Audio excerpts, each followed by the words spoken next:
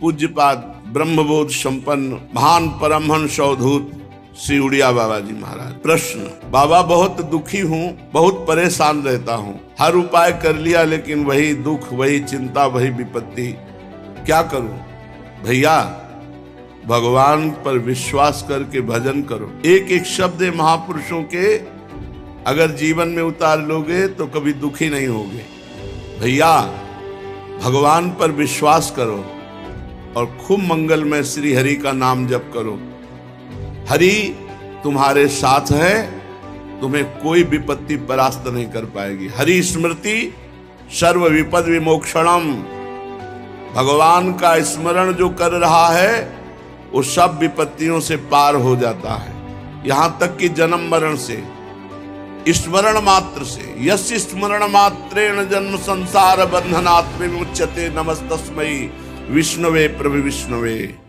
विष्णु शास्त्र नाम में जो भगवान का स्मरण करता है वो जन्म मरण चक्र से विमुक्त हो जाता है। छोटी मोटी दुख और विपत्तियों की तो बात ही क्या। भगवान की शरण में हो जाओ। दुखी होना, अविश्वास करना, संशय करना, ये सब पतन के मार्ग हैं। दुखी भी नहीं होना चाहिए। अगर भारी से भारी दुख आए तो लड़ो, सहो, भगवान नाम जापक हो, उसको सह जाओ। दुखी नहीं होना। दुखी होने का मतलब है शरणागति पे अविश्वास। सारी परिस्थितियों के रचयिता ईश्वर हैं। ईश्वर ने तुम्हें पैदा किया है। जिन प्रभु ने तुम्हें बनाया, जिन प्रभु ने तुम्हें पैदा किया इस संसार में, वही तुम्हारे कर्मों को मिटा सकते हैं। दुख मिलता है पाप कर्म का फल, और लौकिक सुख मिलता है पुण्य। प्रायः पुण्य लोग करते नहीं, पाप कर्म अधिक, इसीलिए बिना चाहे दुख सबको भोगना पड़ता है। जिन प्रभु ने सूर्य की रचना की, चंद्रमा की रचना की और तुम्हारे शरीर की रचना की, यदि तुम उन्हीं प्रभु का भजन करोगे तो तुम्हें प्रभु बुद्धि योग प्रदान कर देंगे। और जिसको बुद्धि योग प्राप्त हो जाता है वो कभी दुखी नहीं होता। भारी से भारी विपत्ति में भी वो आनंदित रहता है। तेषाम सतत युक्तानाम भजताम प्रीतिपूर्वकम ददामि बुद्धि योगम तम येन मामुपयान्ति ते। जो प्रेम पूर्वक भगवान के नाम का जप करता रहता है, भगवान उसे बुद्धि योग प्रदान कर देते हैं। किंतु आवश्यकता सर्वतो भावेन, अपने आप को भगवान की शरणागति में पुष्ट करना है।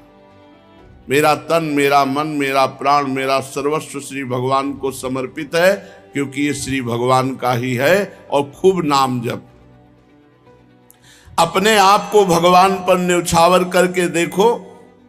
अपनी सारी अहमता ममता को भगवान के चरणों में रख के देखो।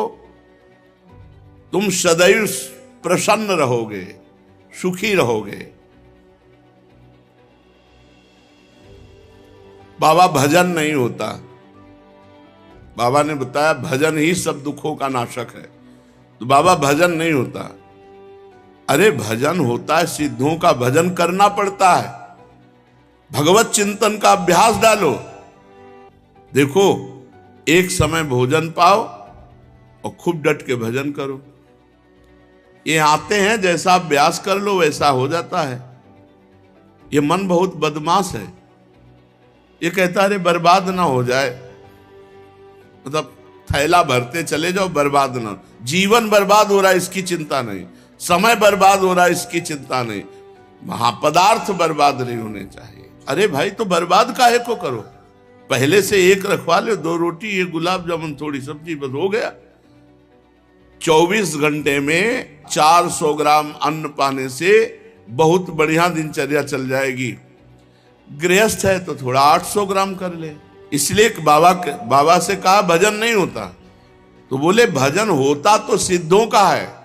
साधक को तो भजन करना पड़ता है, और भजन करने के लिए एक समय भोजन पाओ।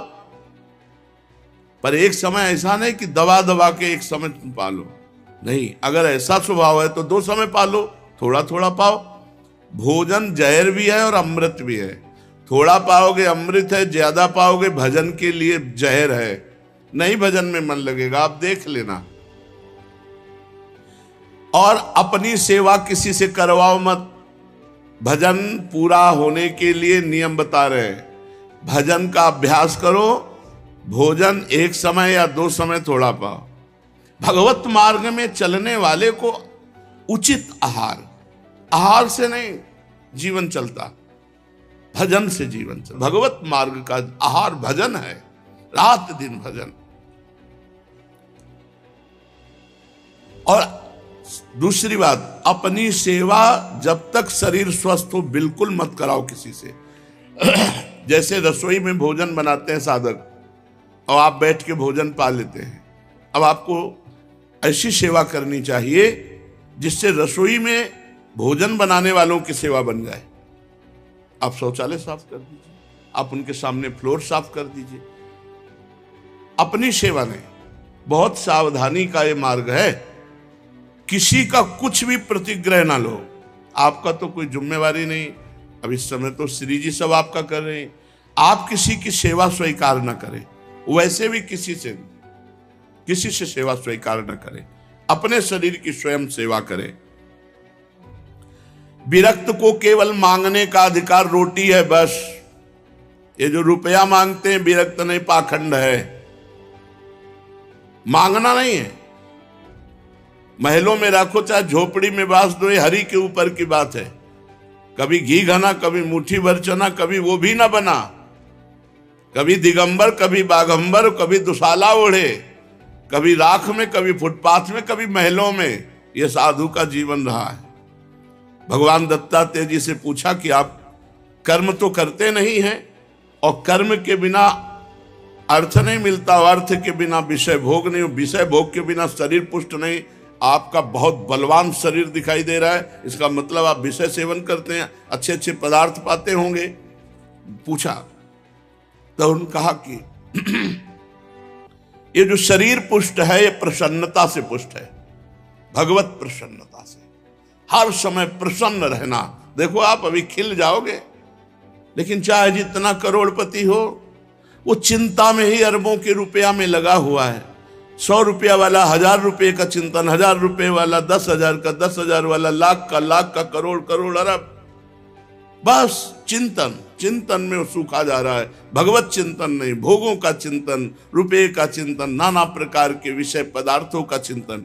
इसलिए विरक्त को केवल मांगने का अधिकार है, रोटी बस।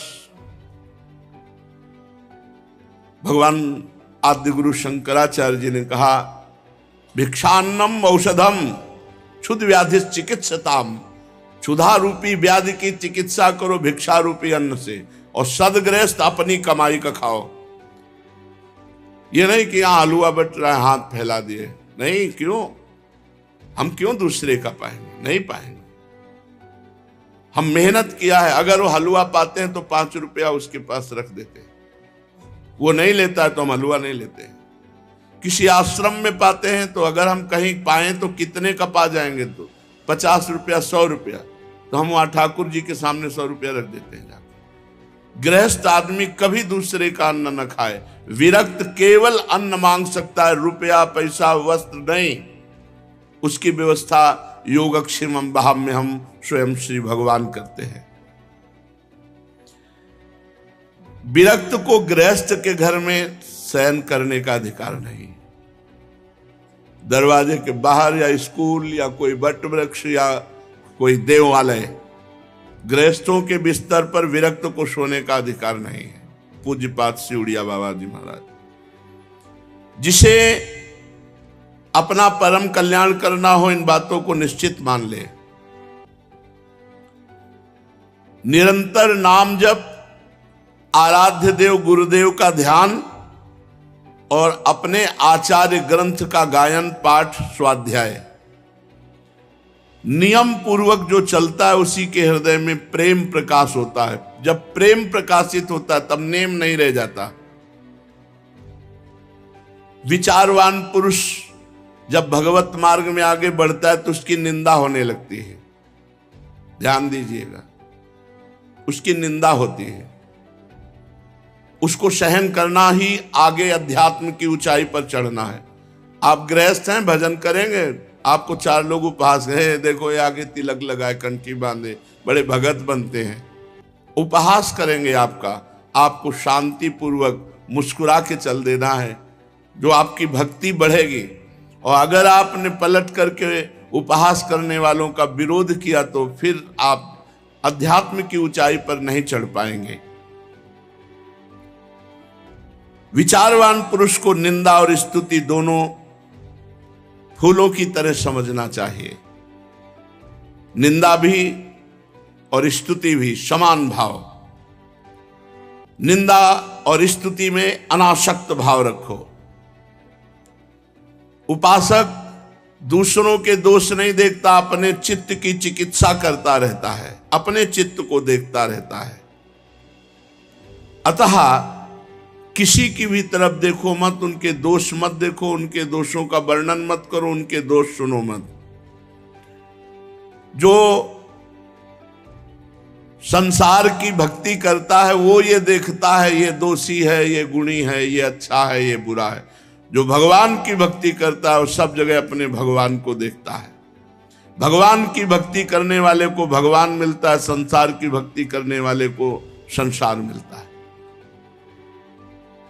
अब इसका मतलब यह नहीं कि विरक्त भेष है तो भगवान ही का भगत होगा, संसारी पैंट शर्ट पहने तो संसारी होगा, नहीं, उल्टा हो सकता है। भेष विरक्त है तो हो सकता है वो संसारी हो, और वो पैंट शर्ट में तो हो सकता है वो महान भक्त हो। ये अंदर के चिंतन का विषय होता है। एक भगवत लीला में जाया करते थे देखने, भगवान की, रघुनाथ जी की क्रम से लीला चल रही थी, और उनका एक दोस्त था जो क्रम से नाटक चल रहा था, उस नाटक देखने जाते। अब जो लीला में जाते हैं उनका चित्त बार बार यही कहता कि यार नाटक में क्या आनंद बरस रहा होगा। तो जैसा दोस्त बताता वो बैठे लीला में उसी का चिंतन करते। अब ये जो दोस्त संसारिक लीला देखने जाता था नाटक, उसको लगा यार मैं कितना नीच हूं, मेरा दोस्त भगवान की लीला देखता है, कैसे सुंदर भगवान बोलते हैं, कैसी सुंदर लीला करते हैं, धिक्कार है, बहुत मैं नीच हूं, ऐसा उसकी भक्ति बढ़ने लगी और उसमें संसारिकता बढ़ने लगी। चिंतन, वो जा रहा है संसारिक दृश्य देखने, लेकिन उसको अपने में मैं कितना नीच हूं। तो हो सकता है गृहस्थ वेश में हो, वो सोचता हूं मैं कैसा नीच गृहस्थ हूं, नाना प्रकार के भोग भोगता हूं, धन्य है इनका जीवन जो भगवान में निरंतर लगे हुए, उसकी भक्ति बढ़ जाएगी। और कितने सुखी हैं संसार के लोग, सब भोग भोग के, हमारे पास तो कोई सुख सुविधा नहीं। अब विरक्त होकर विषय चिंतन, भोग चिंतन, वो नीचे पतित हो जाएगा। इसलिए चित्त का मार्जन करना, चित्त को पवित्र करना है। अपने चित्त को देखो कि तुम्हारे चित्त में चिंतन क्या हो रहा है। जो चिंतन है वही साधना है, बाहर की क्रिया साधना नहीं है।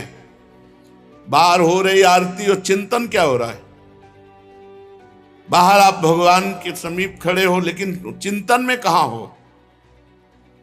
बाहर आप फावड़ा चला रहे हो लेकिन आपका चिंतन भगवान का हो रहा है, आप महान भक्त हैं। बाहर आप सांसारिक कार्य कर रहे हो लेकिन आपका चिंतन राधा राधा, और वो भगवान के समीप खड़ा संसार का चिंतन कर रहा है, खास बात नहीं है।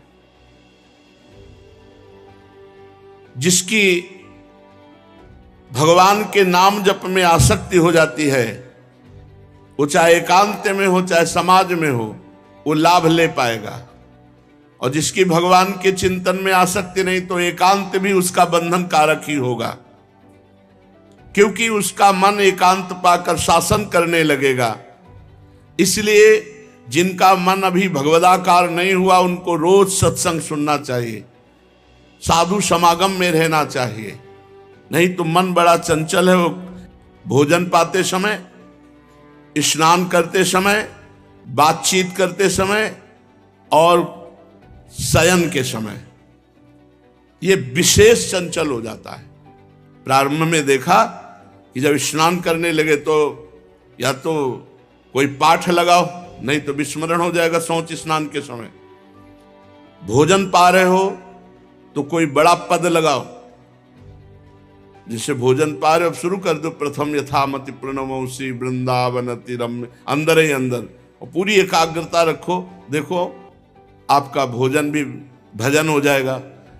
और शयन के समय पूरी साधना करके जब मध्याह्न में विश्राम या सायं शयन, एकांत में रात्रि में शयन, उस समय मन बड़ा चंचल होता है, उस समय संभाल लो। कोई आजकल तो मोबाइल चल गए, पहले तो थे नहीं, तो मोबाइल आदि से गंदी बातें देखना या गंदा चिंतन करना या कोई गंदा पूर्व का पीछे का, ये आपको पतित कर देगा। बहुत सावधान। और बातचीत करते समय भजन छूटता है, लेकिन अभ्यास करो सामने नाम लिखने का। तो बातचीत हम कर रहे हैं, लेकिन वो एकाग्रता हमारी अंदर ही अंदर नाम में लगी हुई है। भगवान के नाम का जप और गुरु और संत सेवा, भगवंत सेवा, ये बहुत जल्दी अंतःकरण को पवित्र करते हैं। और प्रपंच की बातें करने वाला, अश्लील गंदी बातें करने वाला, ये बहुत जल्दी हृदय को अपवित्र कर देते हैं। ऐसे भजन से कोई लाभ नहीं मिलेगा जो अश्लील संभाषण स्वयं बोलता है, अश्लील बातें सुनता है, प्रपंची लोगों के बीच में बैठता है। सांसारिक लोगों के बीच में बैठने वाला कभी भजनानंदी नहीं हो सकता। हाँ, जो भजन में परिपक्व हो चुका है, सिद्ध हो चुका है, तो श्रीमद् राधा सुधा निधि, वो चाहे बहिर्मुख पुरुषों के बीच में बैठे, वो चाहे विषयों को ग्रहण करे या त्यागे, वहां कोई फर्क नहीं पड़ता, क्योंकि भगवदाकार वृत्ति रहती है। कर्माणि श्रुति बोधितानि नितराम कुर्वन्तु कुर्वन्तु मा गूढ़ाश्चर्य रसास्त्रगादि विषयान गृह्णन्तु मुञ्चन्तु वा कैर्वा भाव रहस्य पारगमति श्री राधिका प्रेयसा किंचित गैरनुयुज्यताम बैरो भ्राम्यत भिरान्यपि। जो बहिर्मुख पुरुष है उनके भी संग से उसको कोई फर्क नहीं पड़ता। जो रहीम उत्तम प्रकृति का कर सकत कुसंग, चंदन विष व्यापत नहीं लपटे रहत भुजंग। लेकिन ये सिद्ध पुरुष की स्थिति, साधक को बहुत बचना चाहिए। प्रपंची लोगों से, संसारिक लोगों से अगर संभाषण करोगे, उनके बीच में बैठोगे, तो मनोवृत्ति में भोगाकर्षण पैदा हो जाएगा। साधना का फल है देहाभिमान गलित हो जाना। जिसका देहाभिमान गलित हुआ वही साधना परिपक्व कर पाया। जब आराध्य देव के साथ संबंध दृढ़ हो जाता है तो सारे संबंध शिथिल हो जाते हैं। जननी जनक बंधु सुत दारा तन धन धाम सुरद परिवारा, इन सब से अपनापन खत्म हो जाता है। कहीं भी राग द्वेष नहीं होता। जिसके हृदय में राग द्वेष है और ये कहता है मुझे भगवान के दर्शन हो गए, पक्का झूठा मिथ्यावादी है। ब्रह्मबोध संपन्न महापुरुष बोल रहे हैं। किसी महापुरुष से पूछा कि आपको भगवान की प्राप्ति हो गई, भगवान का साक्षात्कार किया? तो एक दोहा वर सुनाया, जब मैं था तब हरि नहीं, अब हरि हैं मैं नाई, प्रेम गली अति साकरी तामे दोनों समाय। जाओ समझो जाके, इसकी व्याख्या नहीं समझो जाके। लाली मेरे लाल की जित देखूं तित लाल, जित देखूं तित लाल। और लाली देखन मैं चली तो मैं भी हो गई लाल। यह है भगवदाकार।